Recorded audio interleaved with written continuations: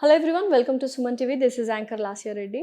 So ప్రస్తుతం మనతో పాటు founder and director of Epion pain management and centre doctor Sudheer Dhara గారు ఉన్నారు. నమస్కారం సుధీర్ గారు. నమస్తే అండి. సార్, ఏజ్ వైజ్ అంటే ఇప్పుడు ఏజ్ వైజ్ మనకి ట్రీట్మెంట్స్ ఉంటాయి, టాబ్లెట్స్ ఉంటాయి, డోసేజ్లు ఉంటాయి అండ్ సర్జరీస్ కూడా ఉంటాయి. సో పిఆర్పి అనేది ఎస్పెషల్లీ ఏ ఏజ్ నుంచి చేయొచ్చు అండ్ ఏ ఏజ్ వాళ్ళకి రెస్ట్రిక్షన్? సో పిఆర్పి అనేది బేసికలీ న్యాచురల్ థింగ్, అంతే కదా. నీ బ్లడ్లోంచి తీసిన సెల్స్నే నీ బాడీలోనే వదిలి ఏ పార్ట్ అయితే డ్యామేజ్ ఉందో దాన్ని రికవర్ చేస్తాం. సో దానికి ఏజ్ లిమిట్ లేదు. ఓకే, ఏజ్ నేను నా ప్రాక్టీస్లో 15 years young boy badminton player shoulder problem వచ్చింది. 15 years నుంచి 98 years వరకు చేసాం. 98 నాకు 90 నుంచి 98 వరకు 100 మంది పేషెంట్స్ ఉన్నారు.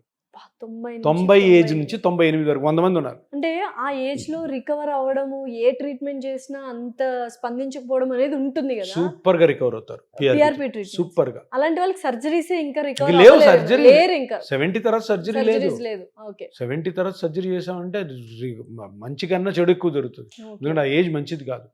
సో 90 to 98 100 మందికి నేను చేశాను. 100 మంది ఇప్పటికి ఉన్నారు. ఒక ఆయనకి 95 years అప్పుడు చేశాను, ఆయనకి చేసి ఇప్పటికి 6 years అయింది. ఆయన 101 వైజాగ్ లో ఉన్నారు, ఇప్పటికి ఉన్నారు. అంటే చక్కగా వాళ్ళు నడవడము ఇదంతా అంత బాగుంది. ఫోన్లు చేస్తారు అప్పుడప్పుడు. సో ఏజ్ పెరిగే కొద్ది పెయిన్స్ ఇన్నెవిటబుల్ అంటారు కదా సార్, మళ్ళీ పిఆర్పి ద్వారా మీరు ఆ పెయిన్ తగ్గిస్తున్నారా? పెయిన్ తగ్గించట్లే, పెయిన్ కి కారణమైన డ్యామేజ్ అయిన టిష్యూని రీజనరేట్ చేస్తాం.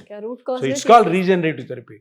No removal, no damaging the tissue, only reconstructing, regenerating, remodeling the tissue, ante. Patients ఏమైనా చేయాలా సార్ పిఆర్పి ట్రీట్మెంట్ కి ముందు? నా మాట వినాలి. ఏంటి సార్ ఆ మాట? ఏం ఒక్కొక్కరికి ఒక విధంగా ఉంటుంది. ఓకే, నీ ఏజ్ లో నీ జాయింట్ ఇంజరీ అయింది, నువ్వు జర్నలిస్ట్వి, నీ వర్క్ ఇలా ఉంటుంది, నీ ఏజ్ ఇది, నీ యాక్టివిటీ, నీ మైండ్ సెట్ ఇది, ఇవన్నీ బేరీస్ వేసుకొని నీకు ఒక హోంవర్క్ ఇస్తాం. కస్టమైజ్డ్ హోంవర్క్ ఉంటుంది, చాలా ఇంపార్టెంట్. ఇది చేయకనే ఇది కొన్ని ఫెయిల్యూర్స్ అయ్యేది, ఫెయిల్ అయింది అంటారు. పేషెంట్తో మాట్లాడాలి, పేషెంట్ని ఎగ్జామిన్ చేయాలి, పేషెంట్ మనస్తత్వాన్ని అర్థం చేసుకోవాలి. మీరు ఇలా ఉండాలమ్మా, ఇలా ఉండాలి, ఇది చేయాలి, ఇది చేయకూడదు, ఇది చేస్తే ఇది అవుతుంది, ఇలాగవుతుంది అని అన్నీ చెప్పిన తర్వాతనే ట్రీట్మెంట్కి తీసుకుంటాం.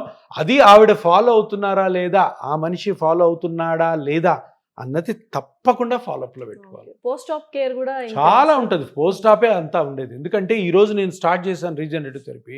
ట్రీట్మెంట్ అంతా ఒక నెల అయిపోయిన తర్వాత అప్పుడు రీజనరేషన్ స్టార్ట్ అవుతుంది. ఆ టైం ఇంపార్టెంట్.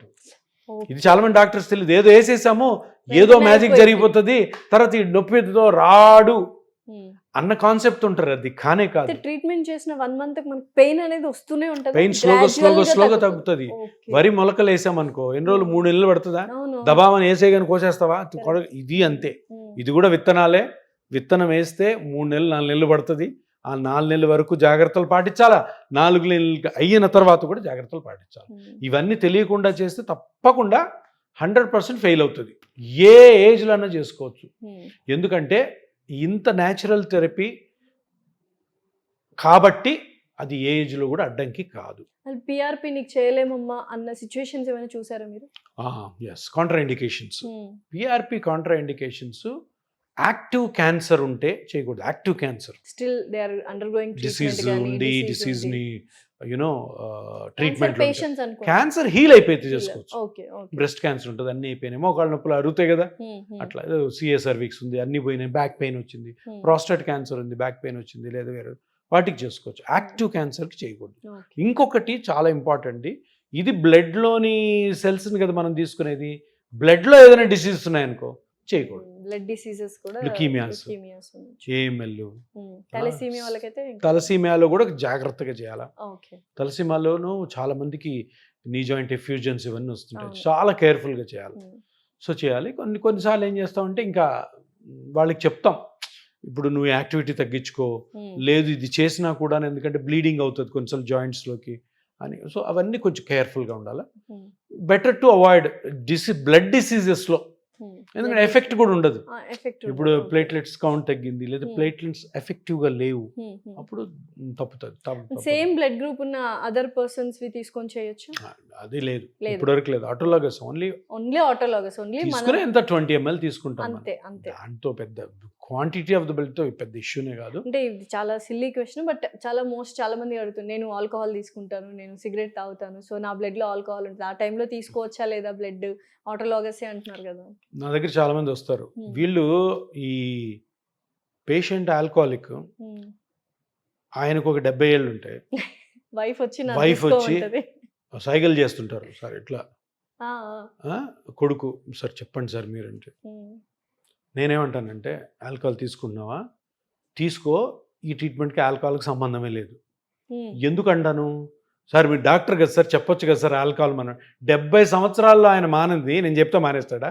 ఉమ్, ఆ ఏజ్లో ఆల్కహాల్ గురించి చెప్పి అనవసరంగా ఈ ట్రీట్మెంట్, ఇప్పుడు ఆల్కహాల్ మానకపోతే నీకు ట్రీట్మెంట్ పనిచేయదని అబద్ధం చెప్పాను అనుకో, ఉమ్, ఏమవుతుంది, ట్రీట్మెంట్ తీసుకో, ట్రీట్మెంట్ మీద బ్యాడ్ ఇంప్రెషన్ వస్తుంది.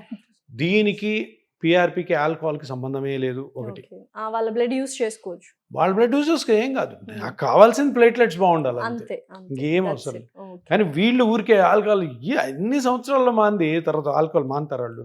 ఉమ్, పాప నొప్పి అన్న తగ్గిస్తే హ్యాపీ ఫీల్ అవుతాడు. అంతే. తర్వాత నొప్పి తగ్గాక డాక్టర్ మీద ఏమన్నా మర్యాద ఉండి అప్పుడు చెప్తాం కావాల్సింది, నొప్పి నేను తగ్గించాను కదా, ఆల్కహాల్ కొంచెం కొంచెం తగ్గించాను. తగ్గించు అని. Okay. అంతేగాని రియలిస్టిక్ కాదు, వాళ్ళు టెన్షన్ పడుతూ ఉంటారు అనమాట. అది కాదు, పాపం ఆయన వచ్చింది నా కోసం నొప్పి తగ్గించాలి, నొప్పి తగ్గించు. నొప్పి తగ్గించే ప్రయత్నం చేయాలి. ఒకవేళ ఆల్కహాల్ కానీ ఈ ట్రీట్మెంట్కి ఎఫెక్టివ్ లేకపోతే అప్పుడు చెప్పాలి, సైన్స్ అట్లా చెప్పదు. ఇప్పుడు ప్రస్తుతానికైతే అట్లా జనరల్గా లేదు. ఆల్కహాల్ మంచిది కాదు కాబట్టి తీసుకోకపోవడం మంచిది. తీసుకోకపోవడం మంచిది. ఈ ట్రీట్మెంట్కి రిలేటెడా కాదంటే కాదు. Not related. అంతే. Okay, thank you sir. Thank you. Much.